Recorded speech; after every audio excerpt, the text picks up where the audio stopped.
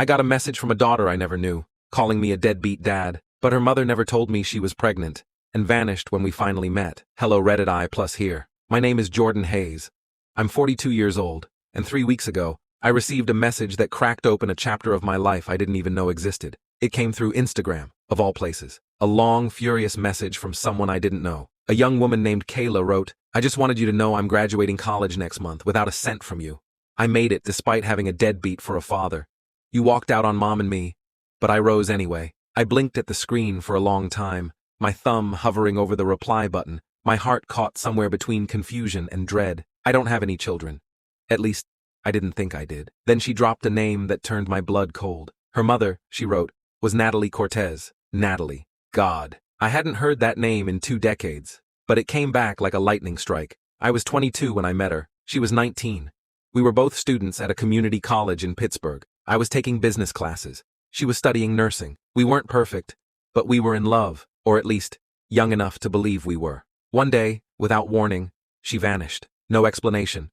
No goodbye. We had plans for Friday night, and by Thursday, she wasn't returning calls. I showed up at her place twice. Her roommate always said she wasn't home. I kept trying for weeks. Eventually, I gave up. I figured she met someone else or just got tired of us. I was crushed, but life moved on, or so I thought. Now, 2 decades later, a stranger claiming to be my daughter was telling me I abandoned her and her mother. She said I left the moment I found out Natalie was pregnant, that I told her to deal with it on her own, that I refused to take responsibility, that I threatened to deny the baby was mine. Kayla told me she had grown up with that story, passed down like gospel by her grandmother, Isabel Cortez, Natalie's mom. She said Natalie had died in a car crash when Kayla was 5. I was reeling.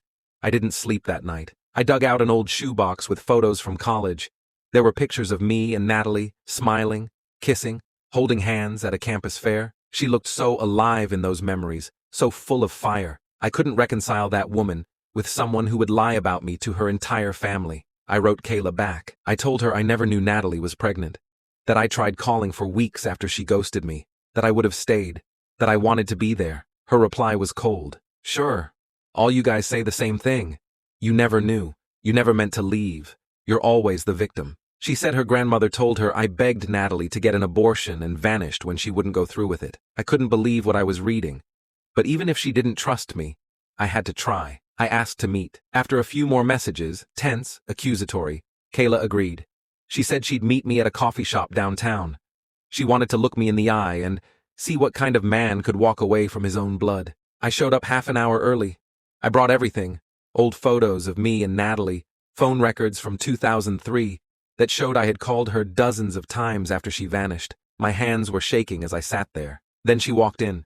It was like seeing a ghost. She looked exactly like Natalie had at that age. The same dark eyes, same confident walk, same spark behind her expression. It hit me like a punch.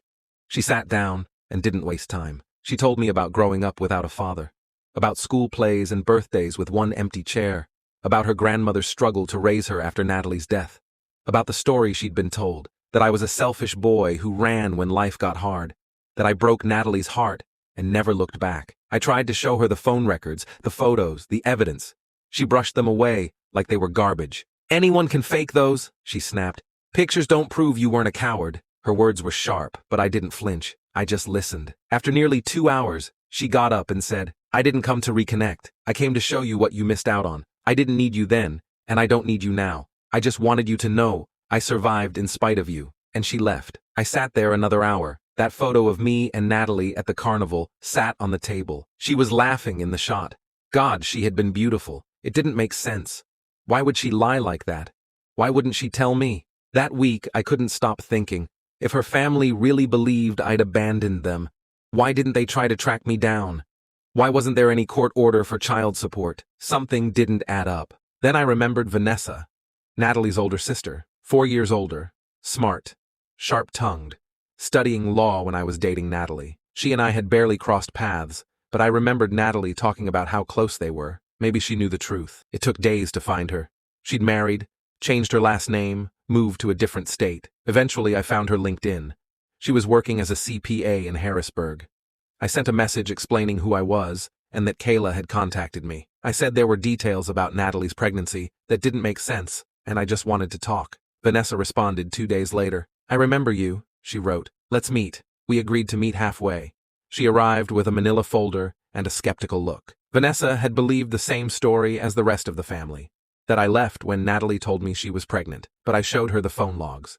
I described in painful detail how Natalie just stopped speaking to me, how I'd driven to her apartment, how her roommate always claimed she wasn't home. Vanessa listened quietly, then her brows started to knit. That doesn't match what we were told, she admitted slowly. She had been away at university during that time. Everything she knew came from her parents and Natalie. Natalie said you dumped her when she told you. She was heartbroken. She dropped out, moved home, shut down completely. I asked why no one had ever contacted me if they believed I was the father. Vanessa paused. Honestly? I don't know. Maybe my parents didn't want you involved. Then she frowned, thoughtful. Wait. There was a letter. I found it in Natalie's old stuff a few years ago in a box. It looked like something she never sent. Vanessa promised to find it. 3 nights later, she called me, sobbing. She'd found the letter. It was a draft, never mailed. Natalie had written it in early 2004. In it, she apologized. She wrote that her parents pressured her to cut me out, that after she told them she was pregnant, they convinced her I'd ruin her life if I stayed, that I'd trap her. They told her I'd fight her in court. She admitted she didn't want to believe them, but she was scared, young, alone, so she ghosted me, moved back home, told her family I wanted nothing to do with her. By the time she considered reaching out again, she was already too deep in the lie. And then, her accident happened. Vanessa emailed me a scanned copy of the letter. I stared at it for hours. It didn't erase what Kayla had grown up believing, but it confirmed the one thing I needed, the truth. Now, I'm trying to figure out what to do. I've sent the letter to Kayla. I told her I don't expect forgiveness. I just wanted her to know what really happened. She hasn't responded yet, but at least now I finally understand. And maybe someday, she will too. 3 more days passed, no reply from Kayla. I tried not to check my phone every hour, but I did. The read receipt on the message turned on the next morning after I sent it, so I knew she'd seen it. I just didn't know what she was thinking or feeling. I told myself not to expect anything. Not a thank you, not forgiveness, but if I'm honest, I was hoping that letter would unlock something. Hope, regret, even anger again. But at least it would be real, not built on a lie, not inherited from someone else's bitterness. Then, on the 4th day, a new message popped up from her. Kayla. I read the letter. I don't know what to say. I stared at those 8 words longer than I should have. It was the first message from her that didn't feel like a punch. There was no venom in it, just conflict and confusion. So I replied, you don't have to say anything right now. I just wanted you to know the truth. I wish I had been there. I would have been. She didn't respond right away. Another 2 days went by. And then came the message that nearly broke me. Kayla, I spent my whole life hating you. I blamed you for everything, every hardship, every missed moment. That letter, it messed me up, because if it's real, then I've hated the wrong person.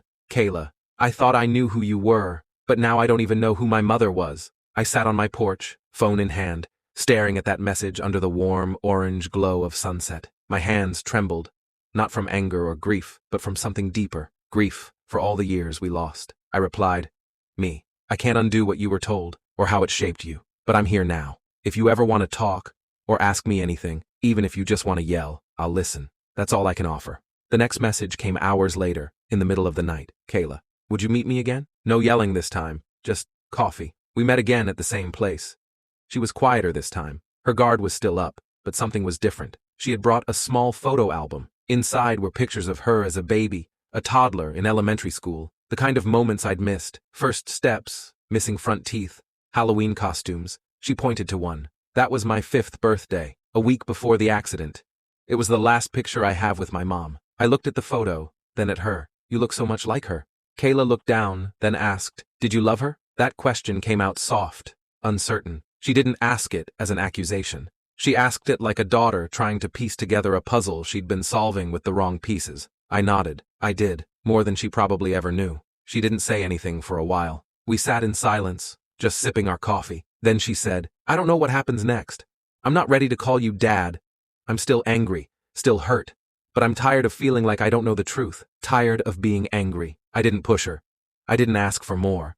I just said, take all the time you need. I'll be here. That was 2 weeks ago. Since then, we've exchanged a few messages. Small things. She sent me a photo from her graduation. I told her congratulations. She told me she's thinking of applying to graduate school in New York. I said I'd love to hear about her program if she ever wanted to talk. It's not a reunion.